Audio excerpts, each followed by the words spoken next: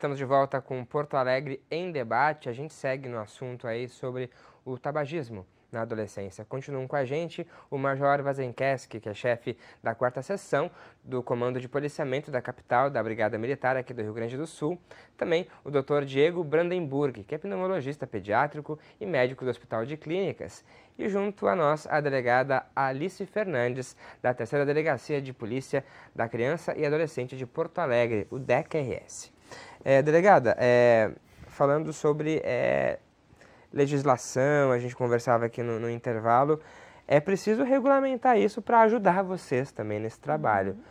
Está muito tímido ainda, a gente tem um projeto para a Câmara para ser aprovado, mas temos os controles como a Anvisa, a gente sabe que é difícil também esse caminho, são vários passos que têm que ser dados aí, né? Importante na temática especificamente da criança ou adolescente, que independente de esse produto venha a se tornar lícito, né, continua contendo nicotina. Portanto, ele continua incidindo nesse crime do ECA. Né? A mesma coisa a bebida alcoólica. A bebida alcoólica, seu consumo é lícito no país, porém, para crianças e adolescentes, ela é crime. Então, independente de qualquer alteração legislativa que venha a ser feita, o fornecimento gratuito, ou a venda, né, ou a entrega, o consumo conjunto, continua sendo crime. Né? A gente tem que não esquecer disso e considerar isso e continuar trabalhando também para essa também divulgação. Porque há essa ideia, doutor, de tornar o uso legal dessas substâncias? Existe a tramitação de projetos de lei tentando legalizar a comercialização, né, e também para poder discriminar o que está sendo apresentado no produto, né? Então, ter uma regulamentação de doses, quantidades, substâncias químicas ali que se encontram dentro dos dispositivos, porque a gente não sabe exatamente o que tem em cada um deles, né? Agora, essa é uma questão muito sensível, porque extrapolando números do cigarro e talvez números apenas aproximados, assim, a gente estima que a arrecadação do cigarro alcança em torno de 20 bilhões, mais ou menos, né? Porém, quando a gente for olhar o custo em saúde das doenças decorrentes do cigarro, a gente se aproxima a 200 bilhões. Muito mais. Então, assim, a conta não fecha. Né? É claro que é uma fonte de arrecadação imediata, mas com uma complicação tardia, um custo muito maior, e que a gente precisa, nesse momento, ficar atento para realmente cortar o mal pela raiz, né? Não permitir que o vaping seja comercializado, né? Ou que, enfim, seja combatido em todas as instâncias. Pois é, daí o trabalho vai acabar sendo um pouco mais até cansativo de vocês, porque imagina se isso é regulamentado, né? Claro que a gente está falando de jovens, é difícil também. A questão do jovem, né, do menor de idade, ele continua como é a nicotina, é proibido. Mas se é regulamentado, aí a gente tem um grande prejuízo, né, porque vai deixando de ser um dos braços para resolver o problema é a atividade de polícia. É apenas um ator num grande processo social. A gente perde esse ator, porque como que eu vou tentar atuar com o poder de polícia para fazer com que as pessoas não vendam, não consumam aquilo, se aquilo passou a ser legalizado, regulamentado. Evidentemente que o regulamentar, legalizar, é que existirá um padrão do que pode ser vendido ou não. Então continuará a fiscalização, mas ela diminui. E o cigarro, ele sempre foi legalizado para maiores de idade. Ele é regulamentado para maiores de idade. E ele não deixou de fazer mal, como falou o doutor, né? Não deixou de fazer mal para as pessoas. Então tudo continua nessa ideia da gente ter uma conscientização. E ao falar de escolas, né, como foi dito, escola é um local para conscientizar, para se educar, para desenvolver valores, né, e a família e as pessoas, enfim. Isso precisa ser um diálogo comum, das pessoas refletirem o que nós queremos para o nosso jovem, o que nós queremos para nós adultos. Nós queremos o mal, nós queremos o bem, a gente quer só para o filho dos outros e para os nossos filhos não. entendeu? E isso tem que ser um diálogo, uma construção de ideia, porque se regulamentar, enfim, vai passar a ser lícita um produto muito lesivo à saúde. Muitas vezes o que a gente sempre fala aqui, até em votações de projetos de lei, falta às vezes simplesmente campanhas melhores e maiores também de conscientização. Se investe muito em outras questões e às vezes campanhas mais direcionadas de conscientização, de divulgação e publicidade podem ter mais efeitos também. Tudo bem que a gente sabe que hoje, mesmo nos cigarros, a gente tendo ali aquelas campanhas atrás da carteira de cigarro ali, eu não sei se tem uma evidência se isso diminuiu, assustou muito as pessoas também. Foi uma estratégia efetiva, né? Todas as estratégias que foram utilizadas conseguiram diminuir a prevalência de tabagismo. Desde mais para a década de 80, a carga tributária aumentada, né? Depois a proibição das propagandas, né? Sejam na televisão ou em eventos esportivos, como era altamente vinculado, e depois, mais recentemente, com essas restrições na própria carteira de cigarro, mostrando que o cigarro faz mal à saúde, com cenas dantescas ali, bizarras e assustadoras, com o intuito realmente de inibir o consumo. Delegada, só para a gente reiterar isso, assim, quando a gente está falando sobre esse crime, penas existem realmente para, pode até inclusive dar prisão também. Sim, é uma pena de 2 a 4 anos, é uma pena que cabe uma prisão em flagrante, por exemplo, né? E também cabe a incriminação, né, ao final do inquérito policial, depois de todo o trâmite. Durante um tempo, esse tipo penal ele não era um crime, ele era uma contravenção, ele tinha uma pena baixíssima. E justamente pelo alto consumo de bebida alcoólica por crianças e adolescentes, ele mudou e veio a ser crime, né? É algo que não faz muito tempo e que, claro, né, a gente pensa sempre na penalização criminal como a última das instâncias, né? Mas ela tem que existir também e tem que ser efetiva. E como é que está sendo o trabalho para coibir o uso de outras drogas também? Como é que está sendo o trabalho de vocês para não deixar esses jovens também, inclusive, até se envolver no tráfico também, né? O crime de tráfico de drogas é um crime, né, cuja atribuição, né, demanda muito mais uma utilização de inteligência, muito mais uma utilização, né, de um combate efetivo, principalmente a quem distribui essas drogas, né, não somente quem comercializa, né. É importante falar também que quando envolve criança e adolescente tem um aumento de pena previsto em lei, né, quando é cometido ao redor das escolas também, tudo visando justamente a proteger mais ainda a criança e o adolescente do acesso. E aquele que comete o crime, né, o traficante comete o crime junto com uma criança ou um adolescente, também ele incorre num outro crime de corrupção de menor. Então a nossa legislação ela é toda no intuito de proteger a criança tanto do consumo dessas drogas como da participação no tráfico, né? E é um trabalho que vem sendo feito, né, com a ajuda dos órgãos de inteligência, com cooperação da Brigada Militar, das guardas municipais, né, e é um trabalho que vem sendo feito, né, justamente para pegar cada vez mais, né, nas novas gestões da Polícia Civil, pegar quem realmente distribui as grandes quantidades de droga, quem realmente movimenta todo esse grande mercado de consumo ilegal. E que acaba utilizando esse jovem e depois o quanto difícil fica tirar ele desse contexto, né, e fazer a reinserção na sociedade. Exatamente, também. Acaba que é também um jeito fácil e rápido de ganhar dinheiro. Às vezes o jovem também já está com dívida, porque já consome e não tem como pagar, né? Então acaba que é muito fácil ser atraído para esse mundo, né? Inclusive, né, dá para pensar também que algumas sociedades há uma certa glamorização do tráfico, ou daqueles que o participam, né? Há uma cultura com valores diferenciados também, né? Sempre movido pelo capitalismo, né? Pelo dinheiro, ganho, lucro, rápido e fácil.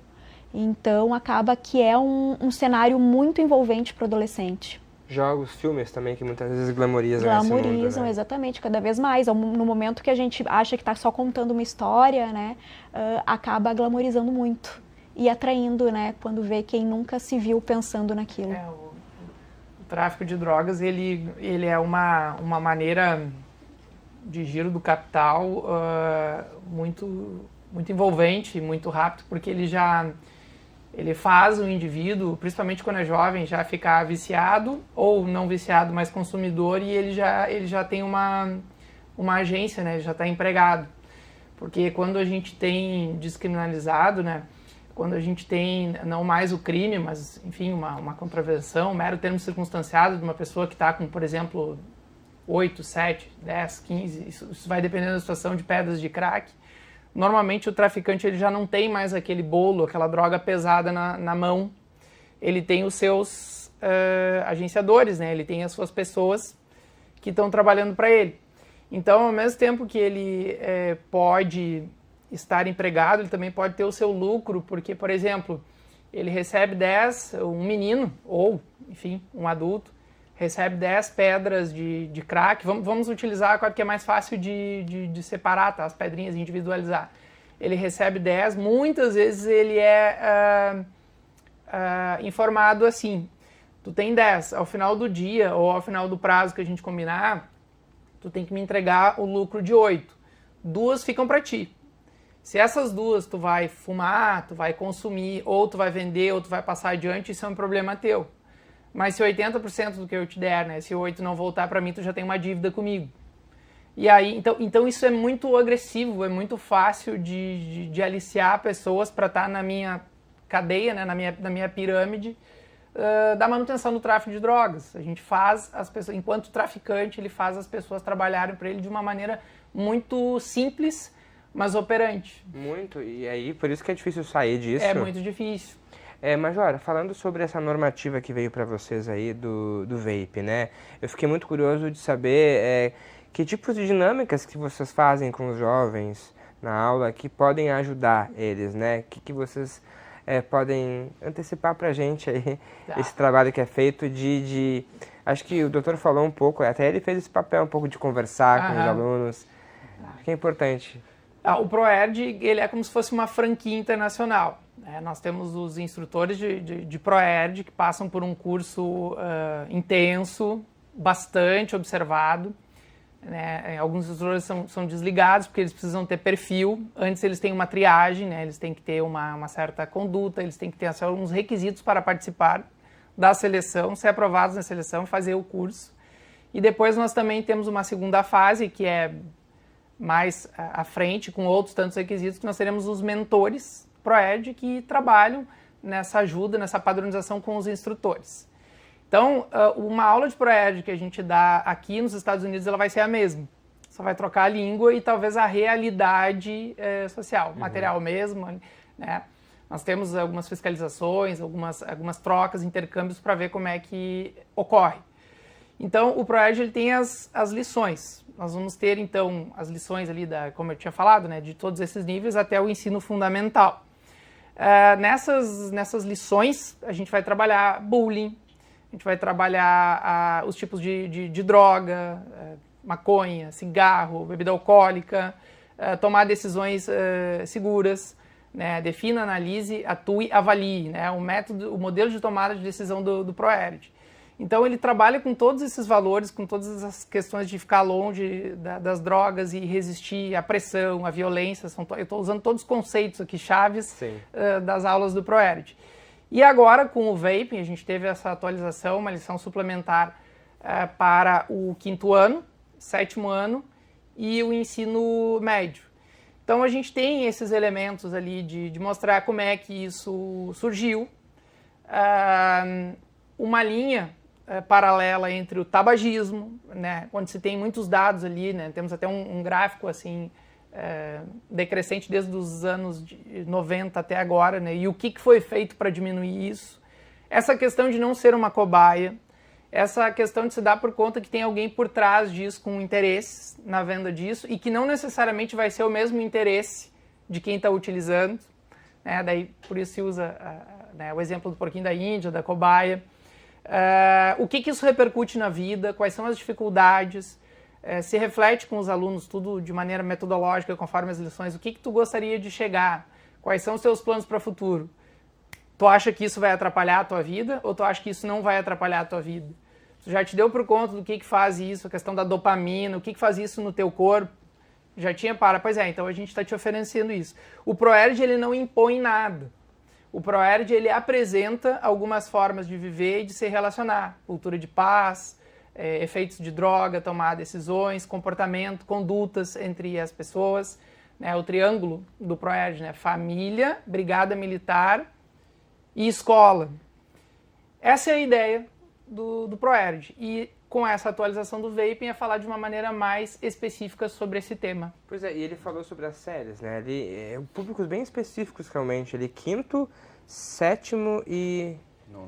O quinto, o sétimo, o ensino médio, mas nós temos ali nas séries iniciais e pré-escola também, um currículo bem menor, com outro material, que são cartazes, que fala sobre procedimentos seguros em casa, se vê fumaça em casa, produtos de limpeza, alimentos, sim, quais são as diferenças, se alguém te oferecer uma carona na rua, como atravessar a rua, sentimentos, é feio, é errado sentir raiva, estar brabo. Consegue ampliar bastante. Consegue ampliar. É bem interessante isso. Todos os sentimentos são possíveis, sim, mas o que importa é a maneira com a qual a gente age frente ao nosso sentimento. Poxa, isso para uma criança que a gente não sabe o que está acontecendo na realidade social dela.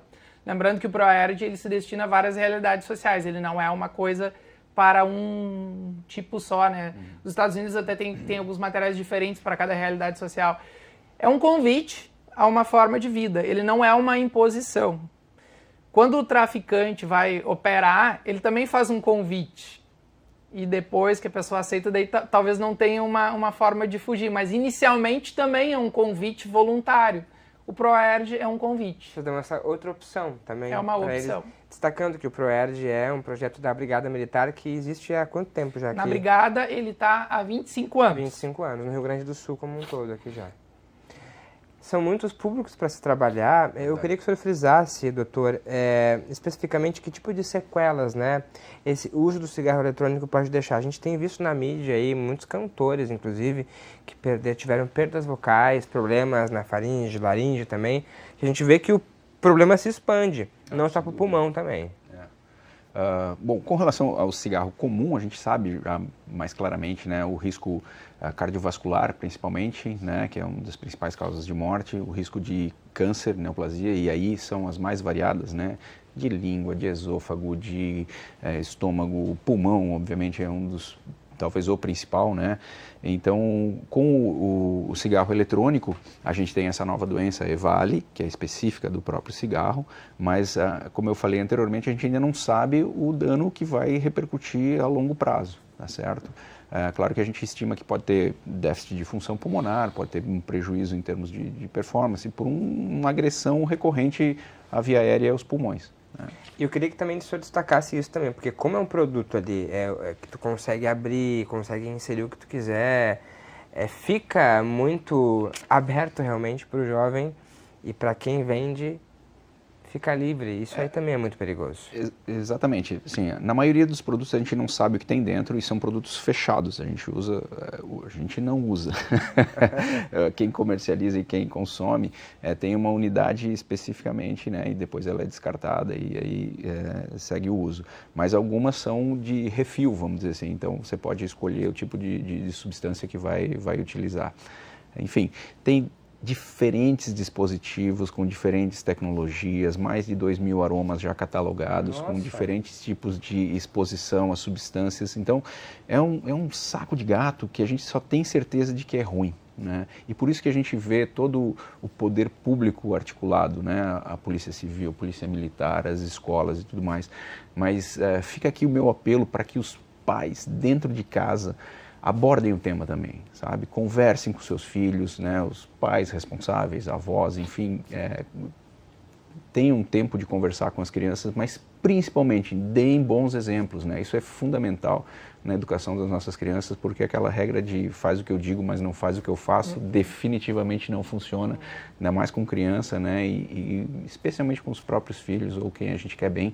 Então a gente tem que dar bons exemplos, tem que conversar sobre o tema, tem que manter afastado dessa oportunidade, né? Porque não dá nem sequer para dar margem para ter a oportunidade, porque eu acho que essa é uma estratégia efetiva de prevenção. Eu lhe perguntei sobre as sequelas, o senhor já tinha dito sobre isso, né, que ainda não tem como saber muito, porque a gente tem visto realmente muitas coisas novas aparecendo, né, e que surpreende, aí parece que para cada pessoa às vezes se manifesta de maneira diferente. Já vimos relatos de pessoas que já chegou ao teto dos 25 anos com danos totalmente, não tem mais o que fazer com o pulmão. É uma doença diferente do cigarro. O cigarro comum, na exposição continuada, ele vai determinar o enfisema, a bronquite, o câncer, enfim, tem essas características. No cigarro eletrônico, parece muito mais uma fibrose pulmonar e muitas vezes não está associado com o tempo de exposição. A gente conta nas anamneses com os pacientes, às vezes, quantos anos maço a pessoa ficou exposta, né? Quantas carteiras de cigarro por quantos anos ela consumiu, e isso vai ampliando filtro, né? O risco. Isso. E aí, com relação ao cigarro eletrônico, a gente não tem essa perspectiva, a gente percebe que depende muito da predisposição do indivíduo para já ter um dano agudo com o consumo de poucas unidades. E danos irreversíveis, muitas vezes temos visto na mídia fatais, e fatais também, que com 25 anos o pulmão está totalmente comprometido. Vejam bem o perigo realmente que é esse tipo de hábito, e a gente precisa, inclusive, até visibilizar que aqui na Câmara tem um projeto de lei de autoria do vereador Idenir Sequim, do MDB, que proíbe o uso aqui em Porto Alegre dos cigarros eletrônicos. A gente precisa aí fazer com que essa lei possa ser mais visibilizada e também cobrada aí. Por favor. Não, desculpe, eu só queria ser claro porque a gente está aqui na Câmara Municipal, né? E quando eu mencionei que existe um projeto de lei, é um projeto tramitando no Congresso. A nível federal. Federal, exatamente. Então, só para deixar claro. É importante dizer também porque, inclusive, a partir do momento que isso se regulamenta a nível federal, os municípios também se regulamentam a nível local aí, e a gente tem que caminhar junto. Importante lembrar que existe canais para denúncia, tá? Se você... até a denúncia ela é feita anônima, né, delegada? Isso. Denúncia para o DECA, para a delegacia, tá? Da criança e do adolescente. Só ligar para o telefone que está aí na tela, é o número 0800 642 6400. É o telefone do DECA, tá aí, ó. É 0800 642 6400. E também dá para poder mandar um WhatsApp para a Polícia Civil pelo 5198 444 0606, tá bom? Tá aí na tela também denúncias para a Polícia Civil. É importante esses canais, porque se você ver né, a comercialização dos estabelecimentos, denunciem para que isso, até no bairro ali, muitas vezes, num bairro pequeno, é comercializado ali de forma super escancarada, né, delegada? Exatamente. Essas denúncias auxiliam muito a gente a verificar o que está acontecendo e conseguir chegar, então, no fato criminoso. E orientar também até os próprios donos dos estabelecimentos também, né? Exatamente. Muitas vezes não tem conhecimento, né? Eu acho que um primeiro contato da própria vizinhança, às vezes é um parente seu, falar, isso aqui não pode, não compra mais, isso aqui faz mal, né? Já basta o cigarro que está ali, que já tem que ficar mais escondidinho, que também faz mal, não bota mais coisa, né? A gente já tem muita coisa lícita ruim por aí, para a gente acrescentar mais coisas ainda com todo esse apelo, né? Visual e interativo que os vapes têm. Com certeza. Bom, eu acho que o que fica aqui é a gente poder trabalhar realmente para conscientização, ampliar o debate e a reflexão, como foi falado pelo Major aqui. A gente precisa sair desse lugar e ampliar. Muito obrigado, Major, pela sua presença aqui. Sua mensagem final, por gentileza. Fiquem longe das drogas e da violência, vamos fazer uma cultura de paz e vamos ter uma vida legal. Parabéns pelo trabalho no ProErd também, que a gente possa cada vez mais divulgar esse trabalho, viu? Doutor, obrigado, bom trabalho. Muito obrigado pelo convite, pela oportunidade, e acho que fica aqui o recado de que os cigarros eletrônicos não são nada amigáveis, devem ser evitados a todo custo e sequer serem provados. Pais responsáveis, ouçam aí os especialistas. Delegada, muito obrigado, viu? E bom trabalho, obrigado pela presença. Agradeço, né, a oportunidade de estar aqui falando sobre um assunto tão importante. Estamos juntos aí para poder cada vez mais ajudar pais responsáveis, então realmente coibir essa prática aí criminosa aí que pode matar. A você que nos acompanhou, obrigado pela presença. Dá para rever este e outros programas da TV Câmara por meio do nosso YouTube. Também acesse o nosso site da Câmara de Vereadores aqui de Porto Alegre. A gente se vê na próxima edição. Tchau, tchau.